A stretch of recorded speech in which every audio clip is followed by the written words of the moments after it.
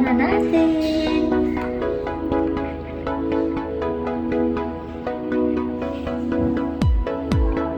Ang sarap mga katropa. Ang sarap ng lasa niya.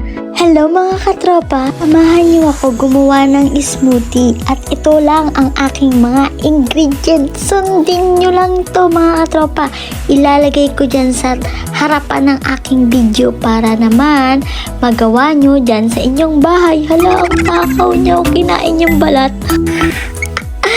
Ayan lang, napakasimple. Paghalu-haluin nyo lang sa nakikita nyo sa video ko mga katropa. Ayan, kung meron kayong ganyan sa inyong tahanan.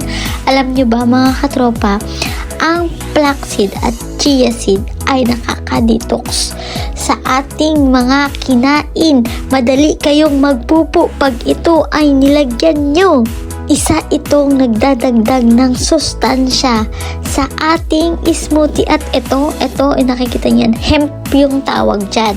So, napakasarap nito. Paborito ko itong papakin. Isa kunting honey lang kasi matamis yung banana. And then, ang ginamit kong milk ay almond milk para mas healthy. Syempre, papa-healthy tayo ngayon kasi tayo'y tumatanda na, kaya kailangan natin ang pampalakas ng katawan. Kasama yun sa buhay mga katropa.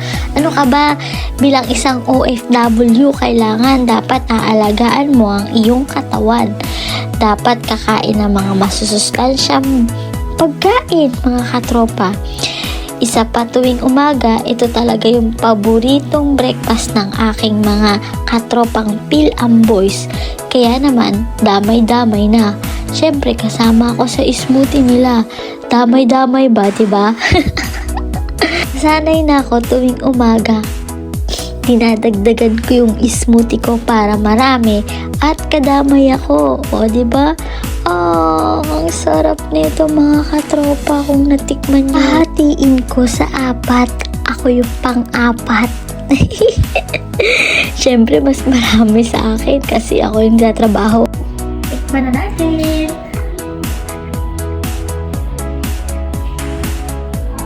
Ang sarap mga katropa. Ang sarap ng lasa niya. So, yun lang po yung ingredients. Sundin nyo lang po yung instruction ko. Napakasimple lang at magkakaroon kayo ng masarap at super yummy, super healthy na smoothie.